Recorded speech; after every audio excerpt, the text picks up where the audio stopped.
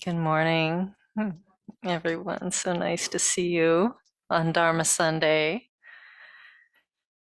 And is there anyone new to Dharma Sunday here? Never been here before? Okay, got a few new people. All right. So I just want to lay out how we go, how we roll on Dharma Sunday. We're going to start with some practice together, some meditation practice. And that will be about I'd say, I kind of want to do some walking meditation today. It is so beautiful out there. Maybe we'll do that. Maybe we'll do that. Yeah. Any reason we shouldn't do that? Okay. All right. That's good to hear. So those of you who are at home, you can also do some walking in your house, if you like, in your room.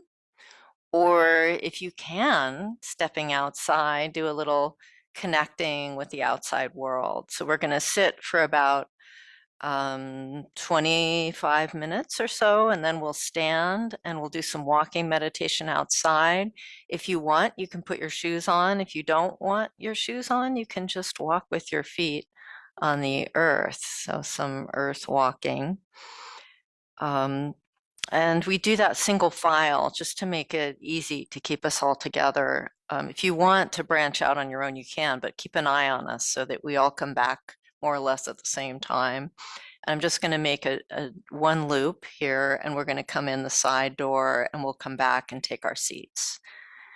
And so when we're doing that walking meditation practice, well, let me start with the overview. So we're going to do some meditation, whole thing about 45 minutes or so.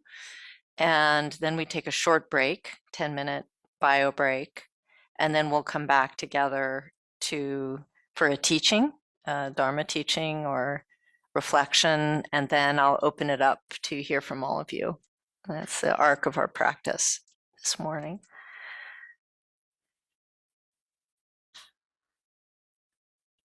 So when we're doing that walking meditation, I'm going to ring that we're going to sit for a while in stillness, guided practice. I'm going to ring the gong, and then we're going to stand together and walk. And when we're doing that walking practice, I'm just going to give the instruction now, so I don't have to give it while we're together in practice, just to not break up the absorption of the practice. To really focus on connecting to the earth.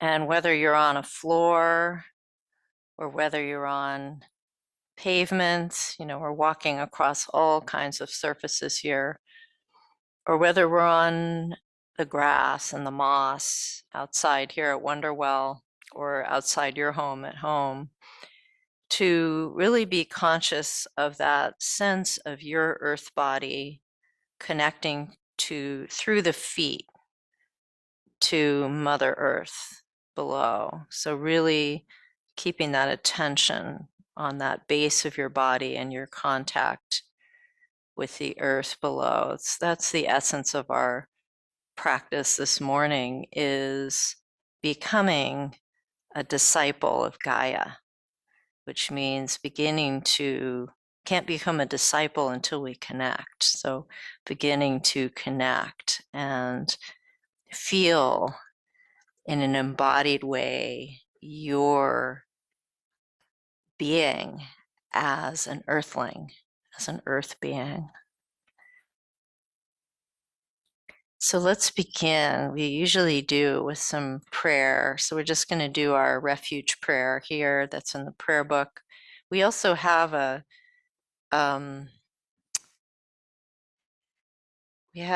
another prayer that's more eco-Dharma oriented, but we need to incorporate that into our prayer book. It hasn't happened quite yet.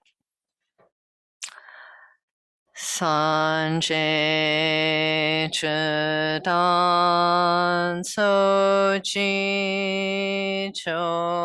chonam la Changchu Bardu Dani Chapsu Chi Dagi Jinso Ji Pe So Nam Chi Rola Penshir Sanje Druparsho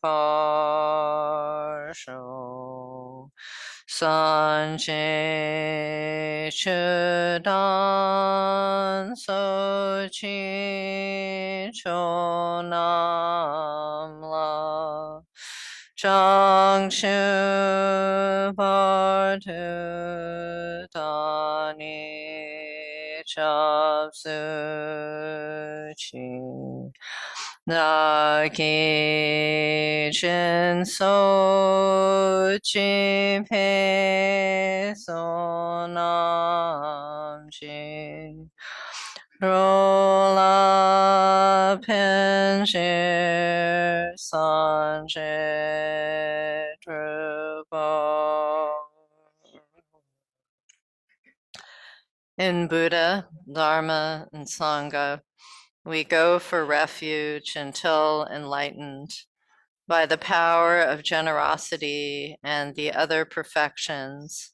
May we realize Buddhahood for the benefit of all. And extending that to taking refuge in Gaia, in the teachings of the natural world and the more than human creatures, plants, insects, winged, clawed, pawed, footed creatures of this earth as our Sangha.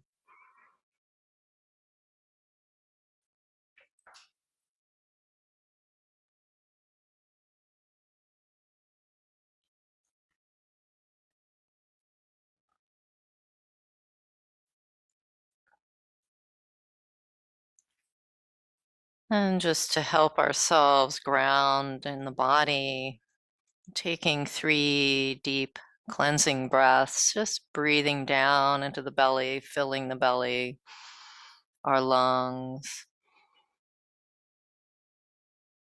And a deep, full exhale, just letting go of whatever needs to be released in the body and your energy this morning. And 3 times at your own pace, just filling in deep, full exhales, cleansing, releasing, letting go.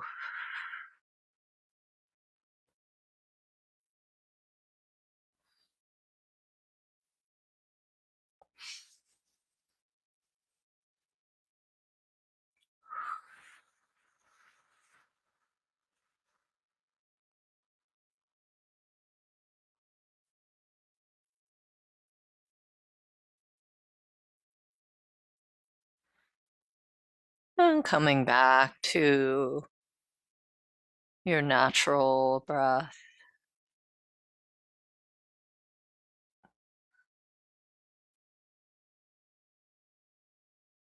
To breath, breathing you.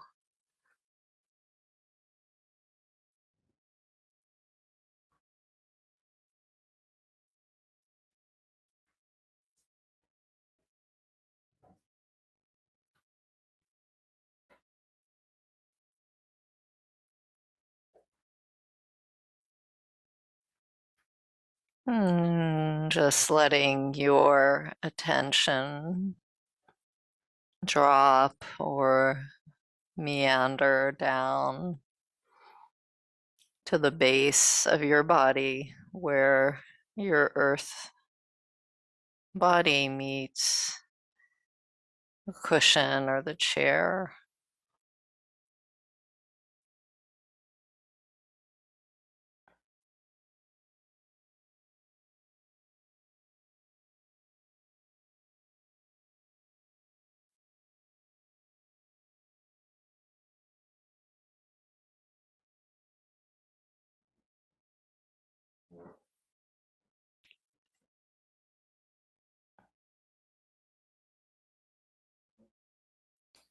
And notice how you are just choicelessly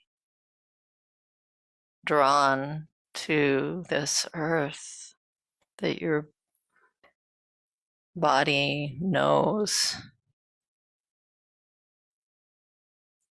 you belong here.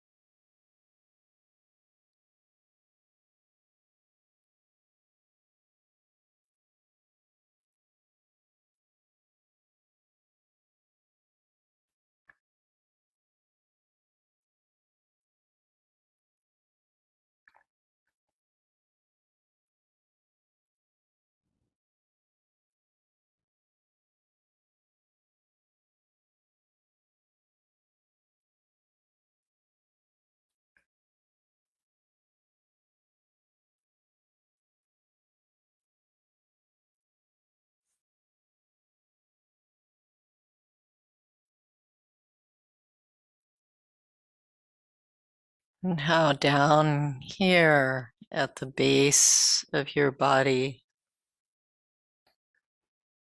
you are held in the palm of Gaia's hand.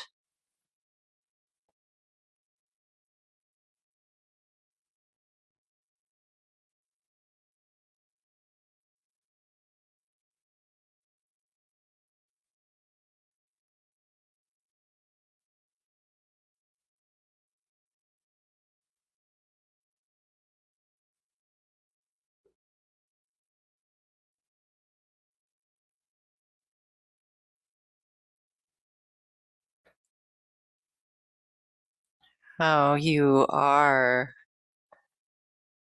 solid,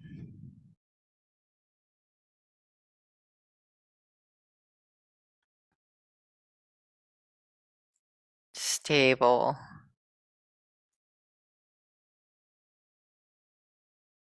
and grounded.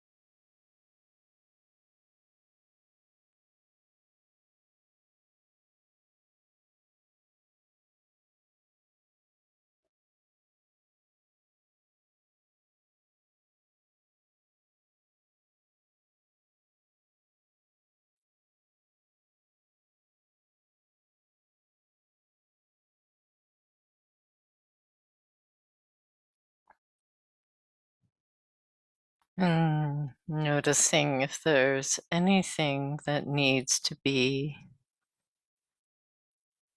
released this morning. let go of.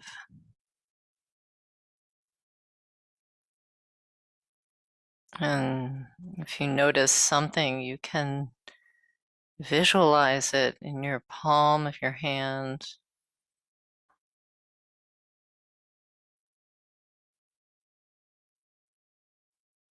And it turns into water, trickles through your fingers, and falls down to water, Gaia, as an offering.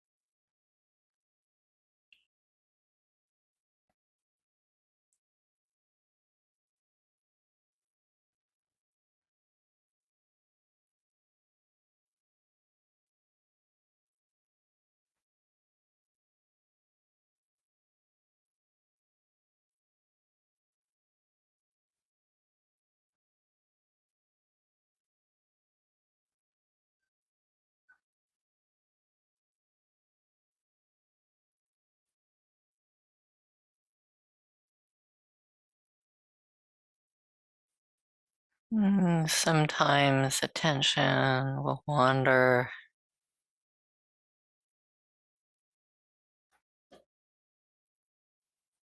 caught by a train of thought.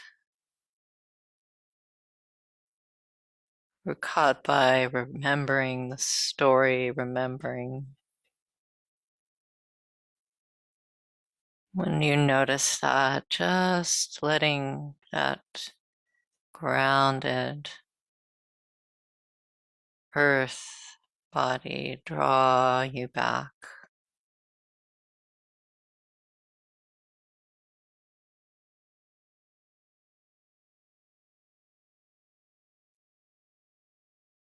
Ground you in this present moment.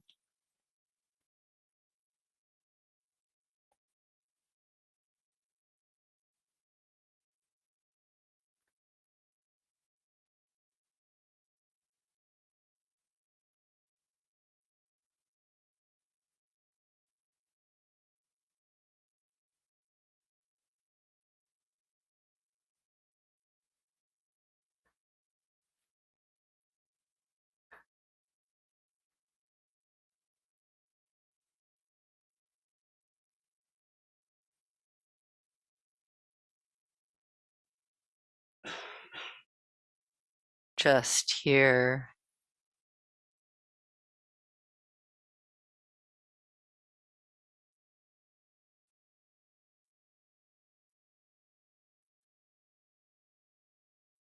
just now.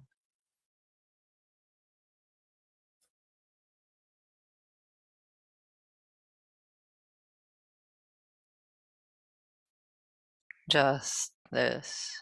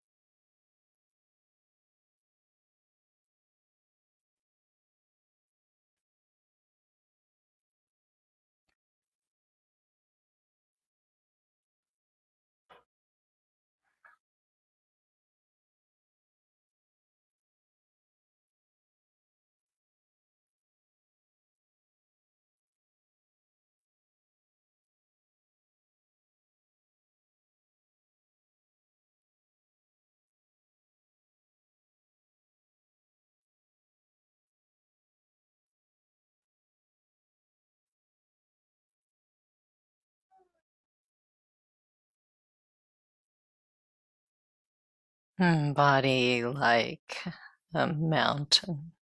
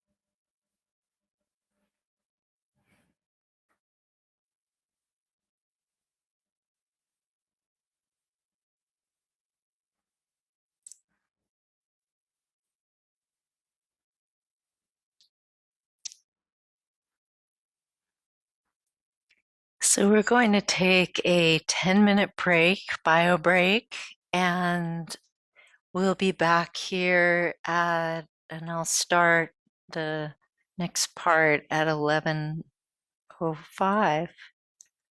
We'll see you in a few minutes. We keep silence in the hall during the break, but if you want to talk, you can go out and outside or a little further away from the hall. Okay, thank you.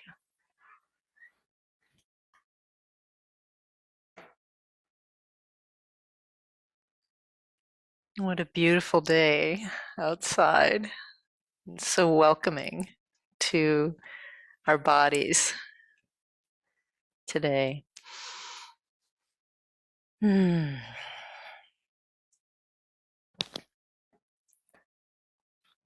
So I've been offering some reflections for the last 4 months, last 4 Dharma Sundays on the topic of mycelial wisdom. And mycelial really meaning the broad network of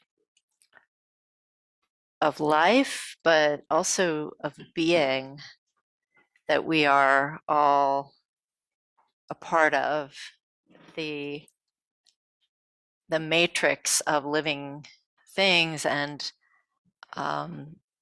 organic matter that makes up our planet, our ecosystem. And those 4 teachings were partly inspired by my own growing relationship with the mycelium and their fruiting bodies, and wanting to weave some of those teachings into the Dharma in the hall here at Wonderwell. And so this fourth section, this final section of this series is on, I've titled in Becoming a Disciple of Gaia. And just wanted to share some reflections on that. And, we're in the middle of a work weekend, and some of you are part of that work weekend, and some of you may not even know the work weekend was happening when you came here for this Dharma Sunday. But in that process, we're digging out from these deep closets and storage spaces, and things are emerging that I haven't seen for 10 years, 15 years, it's something like that. And I just noticed even now as I walked into the hall, they're emerging constantly. So that this little button, there's hundreds of buttons here right now from an event we had, I don't know, it was 15 years ago in Boston called Pause for the Planet. And this is the button, and it says Pause for the Planet. It has a graphic of the planet and a meditator in front of the planet. But it was this event in Boston where we all got together on Boston Common, and we practiced together during some, I think it was Earth Day. It was Earth Day, thank you. Suzanne was there, I'm sure, and others were there. Who else was there? Barbara was there. Barbara was there. People were there. People in this room were there at that Pause for the Planet. So it's not new that we've been reflecting on this series of topics, and basically realizing that I have no idea how much I'm actually going to use these notes. I made them this morning, and now that they're here, I'm like, oh, I guess I have things to say other than these notes. Yeah.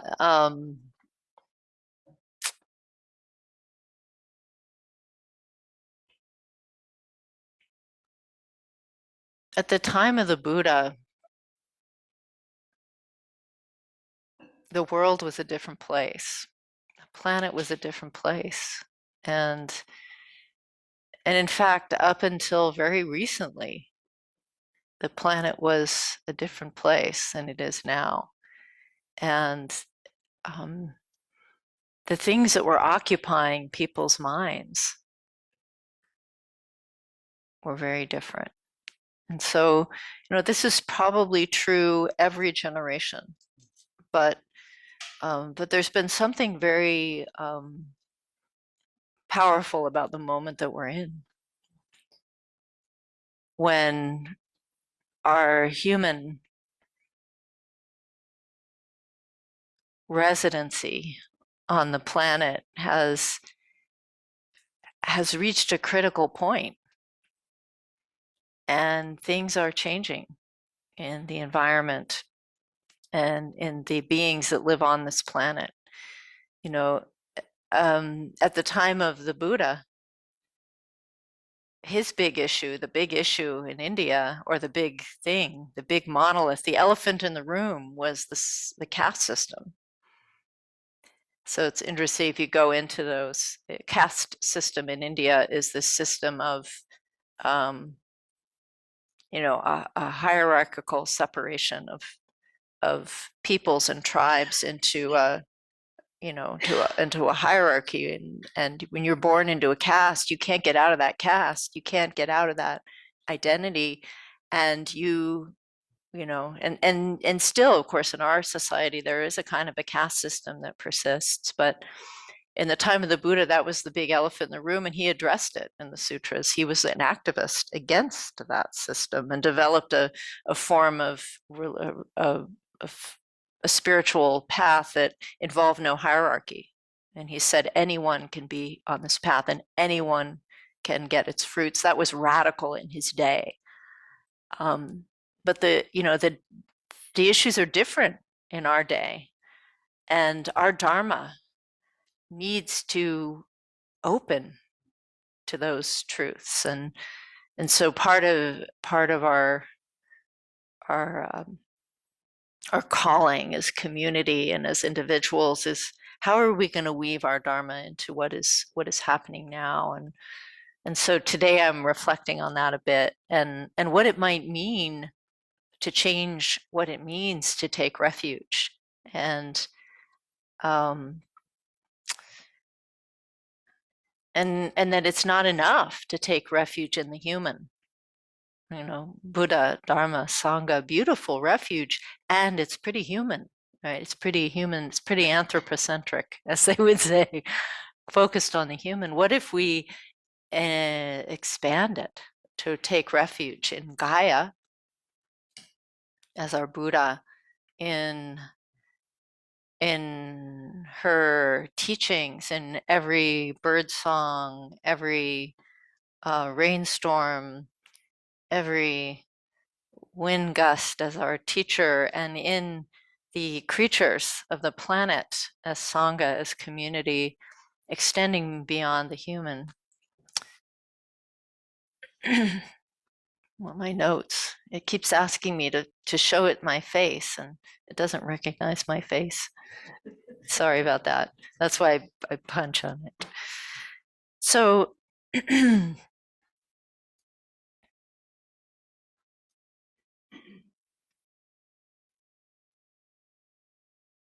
so what does Gaia mean? This word Gaia.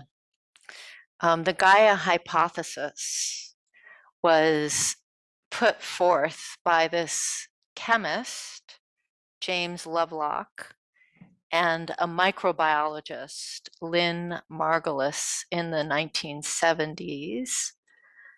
And the hypothesis, this Gaia hypothesis that they put forth, holds that living organisms interact with their surroundings, some organic and some inorganic surroundings on Earth, to form a synergistic and self-regulating system that helps to maintain and perpetuate the conditions for life on the planet. And it's so interesting that when I was looking that up and reading about it, it's a hypothesis. To me, it just sounds like a truth, you know. It's interesting, the Gaia hypothesis. I mean, we see it everywhere, and scientists describe it everywhere, that systems are holding together the life on this planet, including our own lives, that we could not exist without the trees. We could not exist without this web of interdependence around us. We would not have any air to breathe, right? So this microbiologist and this chemist named the hypothesis after Gaia, a Greek goddess or deity personified as the earth. They named it Gaia after that goddess. So essentially, Gaia is the name of a complex system as a whole web of interdependence, or the biosphere. So thinking about it as a whole, thinking about it as an entire beingness. So that concept of Gaia is powerful because it turns our attention away from the granular parts and towards this sense of a whole system that is living and breathing as a system, and that everything that happens in one part of the system affects every other part of the system, that sense of the whole or the large picture. So Gaia, becoming a disciple of that whole system, the web of life itself. And then what is disciple? So this word, the word disciple, comes from the Latin discipulus, which means learner or student. But there's also there's a few words for disciple in Sanskrit and in words that come out of the Asian side of things. And one of those words I'm going to just offer as an example, there's several. but one is Shravaka. And Shravaka means deep listener. So I really like that one too. To become a disciple is to be a deep listener. And in the Buddhist tradition, to become a disciple is to walk the path of awareness, compassion, and of non-harm, essentially, to walk that path. So becoming a disciple of Gaia would be to become a deep listener of the earth, a deep listener of that ecosystem. And it would be to walk a path of awareness of that ecosystem, of that web of interdependence.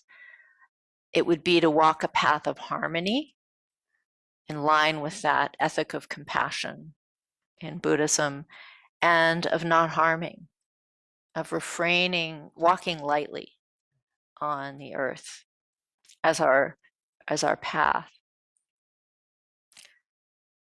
So that first dimension of what it means to be a disciple, to live in awareness.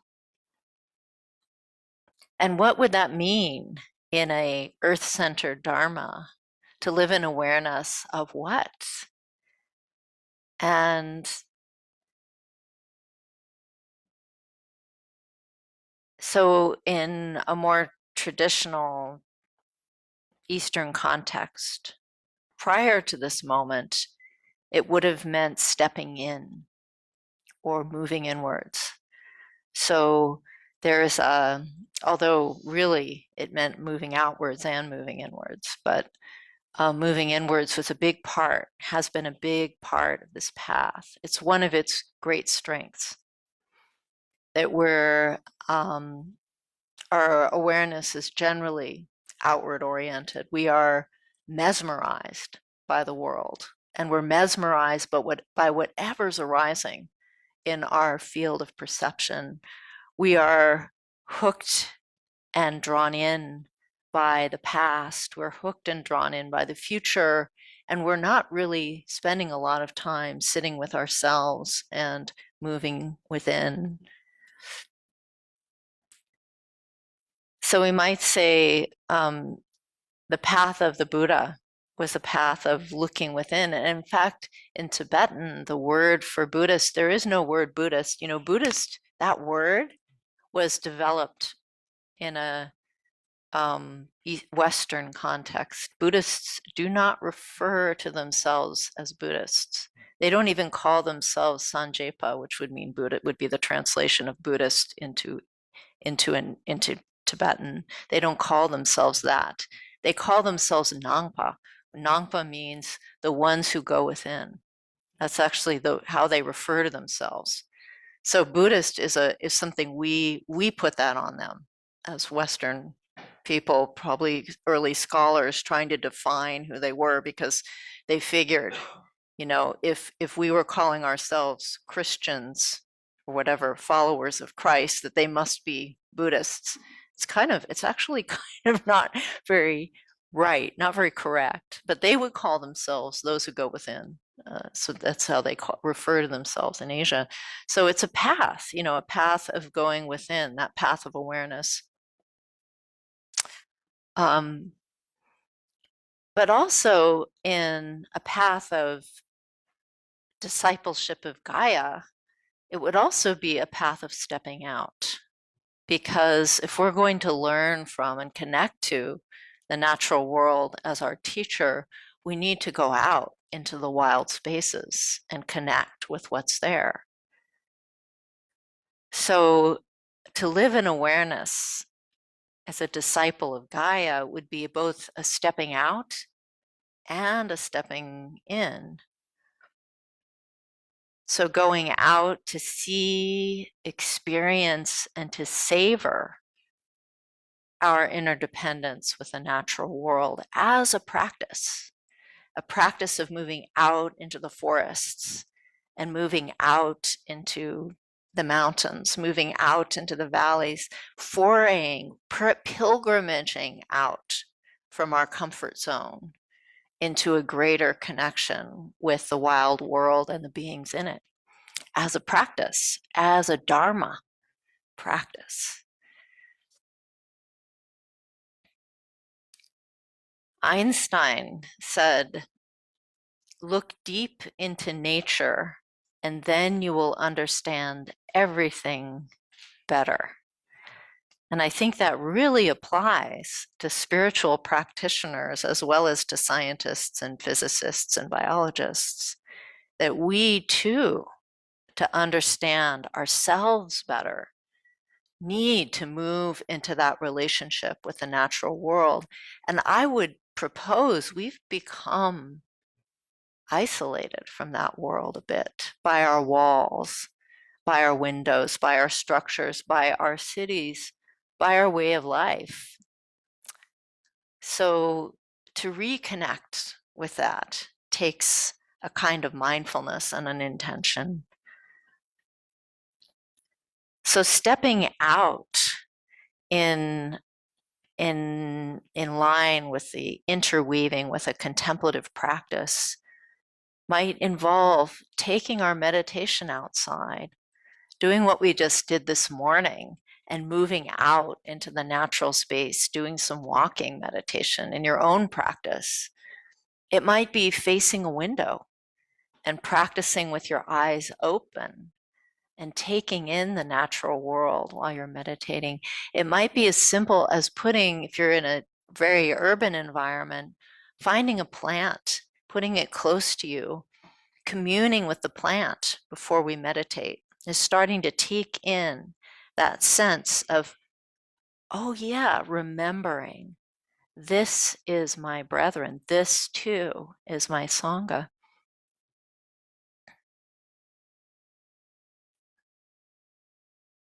Letting the wild become a temple, or pushing our edge a little bit in that way, and having some firsts in the wild, like a first encounter with something new in those spaces.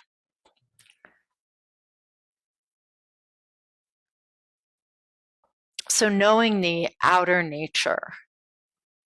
And you know, the outer nature is also reflecting back to us something that we look for inside when we're practicing meditation, the inner nature. And in these ancient meditation texts, this thing that we call Buddha nature, we might say, which is the rough equivalent of our true self that we are practicing to become intimate with, is also called in these meditation texts the nature of the heart mind, Neluk, and a rhetoric of naturalness surrounds that nature. The heart mind like the sky, the heart mind like an ocean, the heart mind like an untroubled lake or an undisturbed lake. So the metaphors of the natural world abound in these texts when talking about our deep nature, that our nature within is reflected in the natural world out there.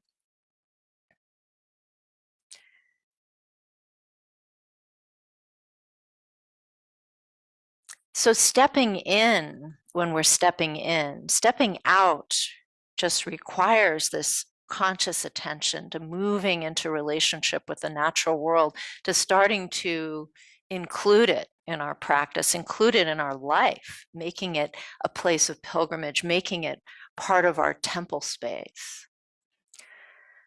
But stepping in and really looking deeply within, which is what we do in meditation, requires a slowing down. Because there is so much speedy energy in this human life and in this human body. And in some ways, the life that we've entered in this century has not helped to slow us down. It's designed to speed us up. You know, and these relationships that we have with the devices are all based on our constant responsiveness to what's there in front of us, this sense of an urgency and of getting to the next thing. So technology hasn't necessarily helped us slow down. And so to slow down, we need to kind of take a break from all of that, I think, anyway. In my own relationship with technology, I found it really important that if I'm going to slow down, I have to turn it off. And turning it off helps me find that space to open up to what's here now and to be present to it. So developing these practices of slowing down and looking within. And we might think, well, these practices are out of alignment with what must be done now. Like when we think about all the issues and the problems in our world, and they're put in front of us on a screen, it seems like the response is urgency. We need to speed up, we need to do more, and we need to do it now. But actually, perhaps the most constructive response, the most radical response to this constant flow of speed and urgency is actually to slow down. One of the activists that I really admire, Bayo Akamalafe, who is a Nigerian activist and speaker and kind of a spiritual political leader too. Do you know of him? I don't know. He's worth looking up, Bayo Akamalafe. He has some amazing videos online. You can see his way of being. But he says, in times of great urgency, we must slow down. That's one of his things that he urges and encourages. And I find that so inspiring and so in line with the practice of meditation and with my own experience of what makes change possible. So what happens when we slow down? One of the effects of meditation practice that I think we often don't see when we're moving towards it. We often are drawn to meditation practice as a way of addressing our suffering. That was certainly true with me. Like, we're drawn by our life experiences. And when I was first drawn to meditation, it was because I lost my mother young at 21 and was trying to make sense of mortality, like what to do about this inconvenient fact that we're all going to die, which I found unbearable as a 21-year-old. I think most people in their 20s eventually come up against that and are like, what? Unless they've done it earlier. For me, it was in my 20s.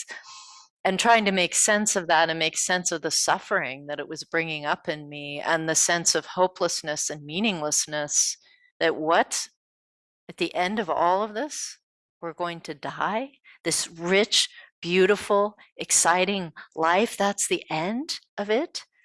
Of course, it also brings up the question, is it the end? And then the need to investigate that.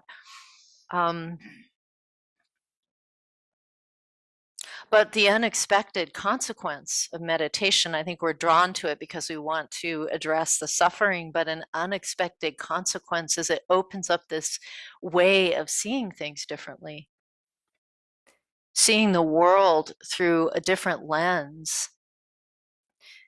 For example, noticing that our thoughts are not all we are, that there's a more that we are.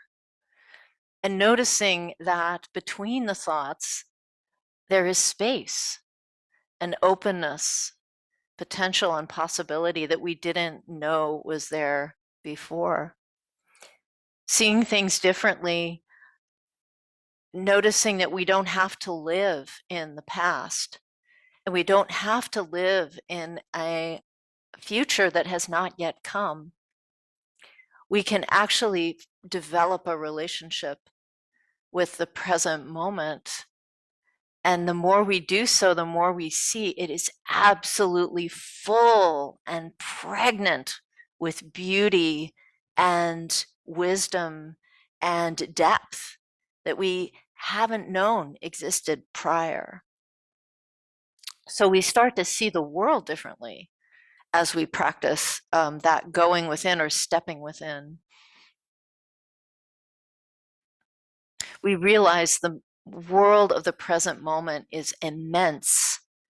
And the one that is practicing in the present moment is not everything that we thought. It's more.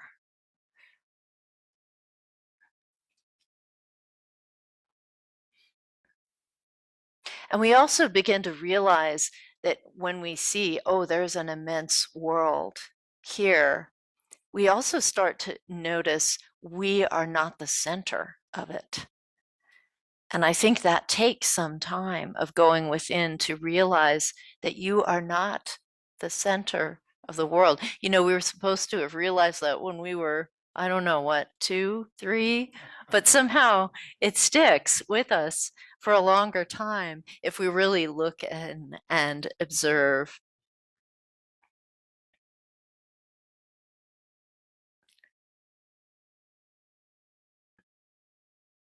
So we have this way of not noticing that we are part of an enormous whole, that we are part, to use that word, of Gaia, and that we are a member, a belonger to this much larger web of life. We tend to forget.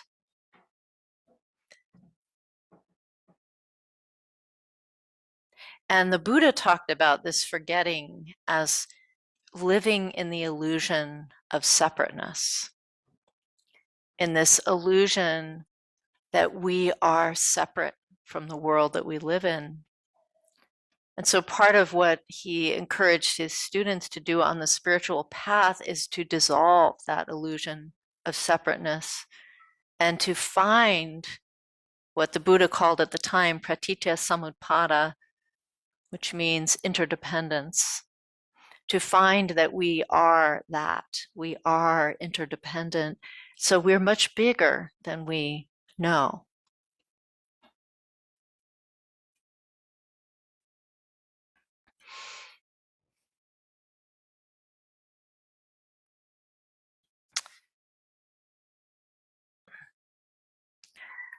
So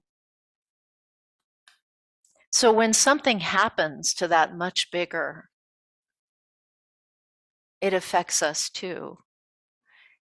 I think we often in our culture, right, we frame what is happening to our planet as an ecological crisis. But ecological crisis is also a spiritual crisis. Climate change, extinction, pollution, we think of these things as global issues, but they are not only environmental, they are issues that were created by this very well-intentioned, mostly, species. And therefore, these are also issues that intersect with the meaning of our lives. Human consciousness is at the root of some of these problems, and human consciousness can be the root of addressing them too. In Buddhist terms, we're caught in a cycle of ignorance, craving, and aggression. And we're confused about the sovereign nature of interdependence and our place in the web of life. Our heads have prevailed, and we've kind of left behind or forgotten that we have an animal body, and that we are interconnected. But we have some power to change this. We can start to address these issues by remembering that we can take our human evolution into our own hands. And I think in some ways that is the call of this time, is to ask ourselves, how do we want to evolve. And I think the most difficult part of being in relationship with the world right now is that we feel powerless. But I want to say here now that you are not powerless. You are powerful. If you are an animal on this planet, if you are of this species, you can do something. And it can start with your own consciousness, with deciding to move into a place of greater connection with the wilderness, with each other in community, and with your own deep nature that is animal wise.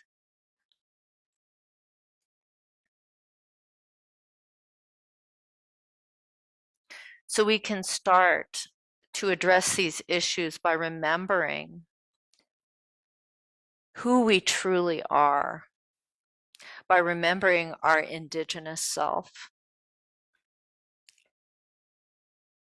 and understanding that to become a disciple of Gaia is not merely to protect her, it is to remember that we are her.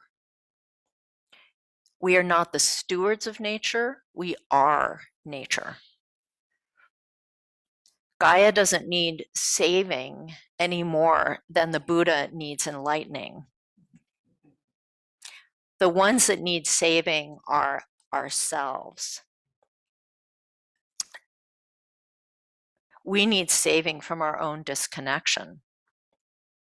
To reconnect is to protect ourselves and to protect Gaia, not to move from a place of fear, but to move from a place of deep love and intimacy.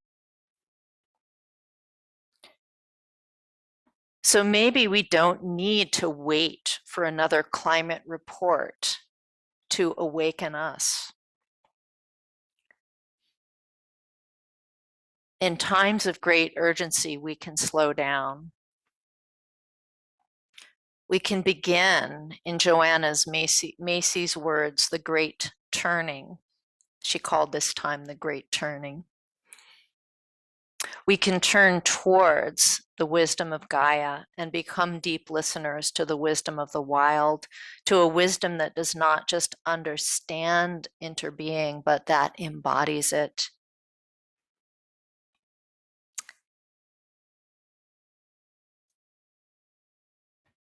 So I want to rest now and open the field to all of you for reflections or what this has brought up, what you're thinking, what you're feeling, and just want to hear from you and or questions, curiosities, wonderings, sharings. And online we see you. So if you want to raise your hand online, you can do that too. Yeah, I see Laura's got her hand raised, but please try to use the hand raise function. Laura, can you explain how to use that before you ask your question? Oh, I was waving to you, but I will say. Oh, hi. I see. If you do want to ask a question, you can use the reactions button at the bottom of your screen to raise your virtual hand. So you'll choose more. Thank you. Yeah, there, Rhiannon found it. Do you want to ask a question, Rhiannon? We'll do Zoom and room. So those of you in the room, get ready if you want to raise your hand in a minute.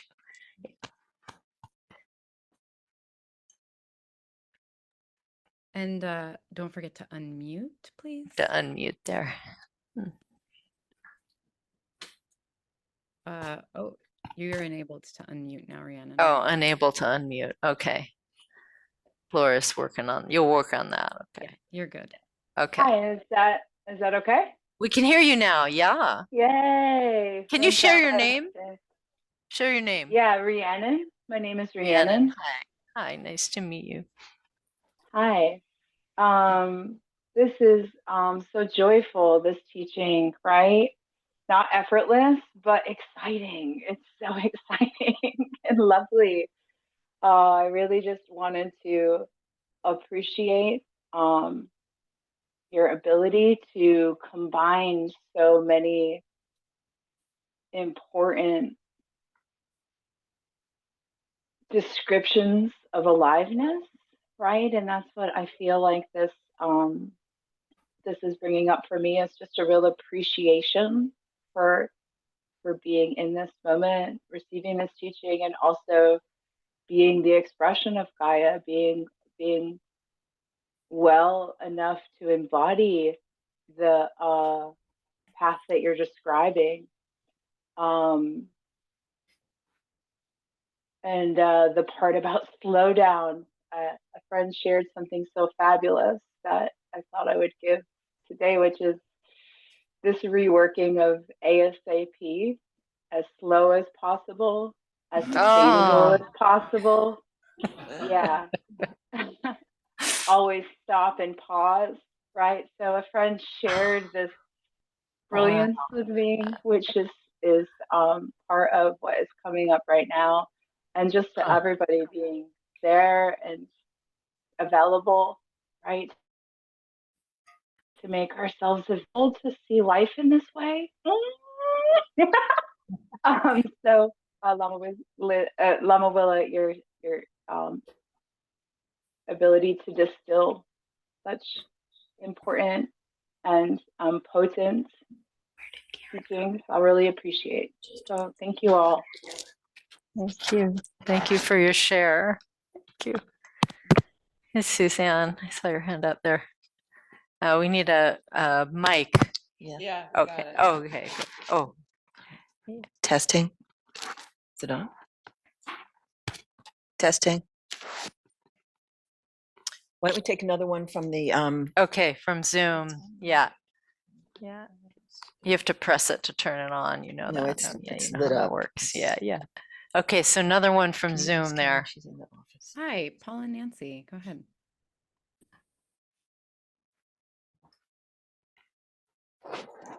Make sure you're unmuted. Yeah. Okay. Good morning. Thank you for this session. A month ago was the 80th anniversary of the bombing of Hiroshima. And when we talk about our precious planet, there is nothing other than climate change that offers a greater risk to our extinction of all life on Earth as nuclear weapons. And I ask that we all dedicate ourselves to the elimination of these deadly weapons because they serve no purpose. That we've gone beyond mutual assured destruction, and now they are the greatest risk to our own survival. And I ask you all to dedicate yourselves to elimination of this terrible creation. Thank you. Thank you. Thank you for sharing that with us. Thank you. Yeah. All right, we're all set. Okay. I hope. Yeah. Suzanne. Thank you. Please speak right into the Mm. ice cream cone. Thank you, Lama. Thank you for the series. Much appreciated. I thought in the spirit of Gaia that I would plant a seed. When we were walking outside, I was remembering our first eco-Dharma conference years ago. And I thought maybe it's time to revisit doing something like that again. There's so much more to talk about in today's busy, busy world. And just want to plant that seed in your head. Thank you. Thank you. Thank you, Suzanne. Mm.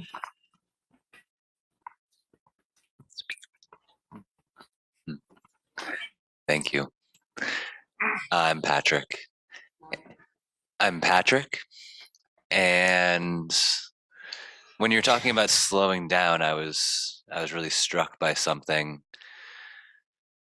which is that goes in tandem with the deep listening to Gaia, with being in service, with being that listener, which is attuning ourselves. It's attuning to the same vibration that someone that we're communicating is with, so that that communication pathway is open. It feels like it's like dialing the number. And so it's like the Gaia has that Schumann resonance that she's vibrating at, and it's much slower than what our minds are constantly activating at. And so that slowness of coming down to meet, so we can actually dial in, so we can actually hear, so we can actually listen, being so key. And we have this human concept that if we do things faster, more things will get done. But Gaia is so powerful, so powerful. And there's an alignment to her power that can happen. And I feel like that can only happen if we're attuning to her, if we're actually going to that vibration where she's at, and we're at that point of communication. And all of a sudden, instead of doing 1,000 things, we do 5 things at very precise places that she shows us where to do them. And now those things are in alignment. And now we're aligned to the power of nature, the power of Gaia, and the efficiency with which we are able to create change in the world and in our culture just amplifies. And not only that, but our energy is regenerative, because we're forcing nothing. We're putting 5% of the energy in, and so we actually feel more full in our energy. And yeah, that just that sense and that feeling came in really strong and brought some tears when you were speaking to slowing down, and I wanted to share. Thank you. Thank you, Patrick. Thanks so much. Attunement with Gaia's pace. Yeah. Someone online? Yeah? I see Doug, maybe? Yeah. Yeah. Good morning. This is Doug, the Doug half Doug. of Doug. Lama Willa, you pointed out something I thought was so important about this being a spiritual crisis. And when I engage with, I've been involved with various kinds of activism for a long time, but typically the people I engage with are solely focused on political solutions. And when I introduce the idea that there might be something spiritual underneath all that, it falls on stony ground.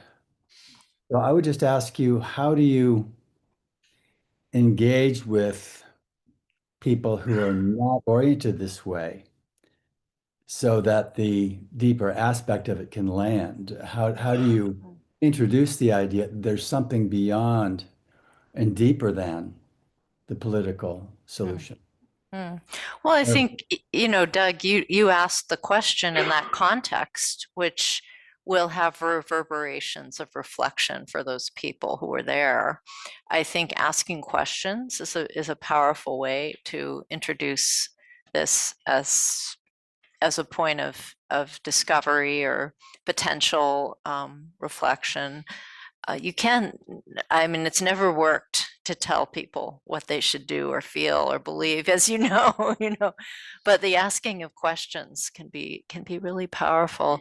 And I think opening of spaces where activists and spiritual people who are spiritually inclined can interact has been historically powerful for me, including the eco-Dharma conference that we had, where we had both more people on the activist side, and we also had representative from 350.org, and then we had people on the spiritual side, on the meditator side of things, interacting and being in the same space, and that was very powerful too.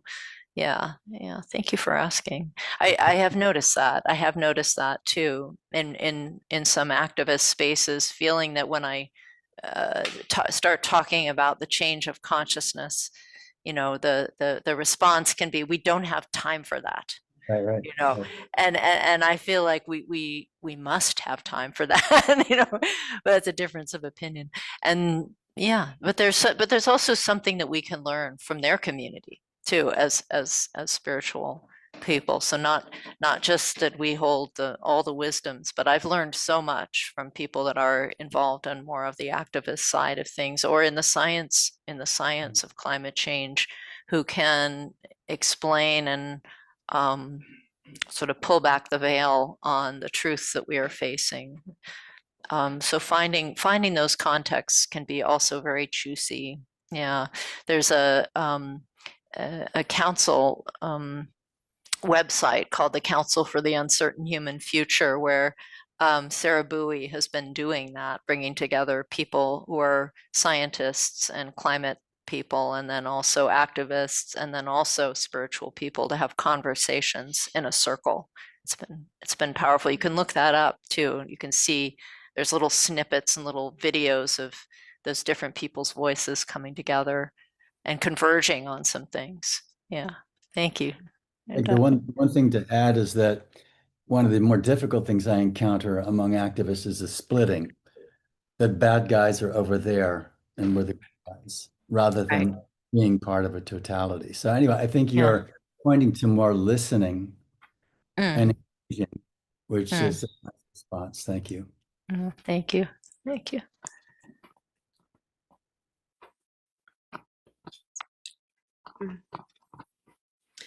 Hi, is it working? Yeah, just like Really close, like kiss it. Okay. This has been such a beautiful talk, and I felt really, really connected to the idea of slowing down and listening.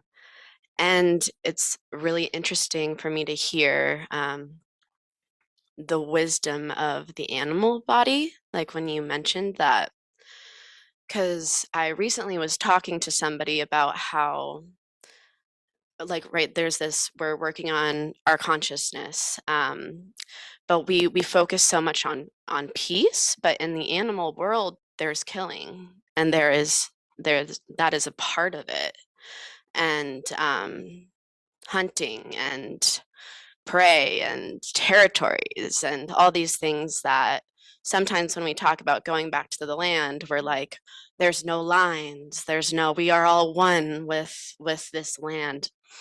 And so I'm curious, when we're coming back to our animal body, which is also our fight or flight, what do you like? My answer to my friend's question about, like, why are we so focused on peace when killing is a part of life, is a part of the animal world?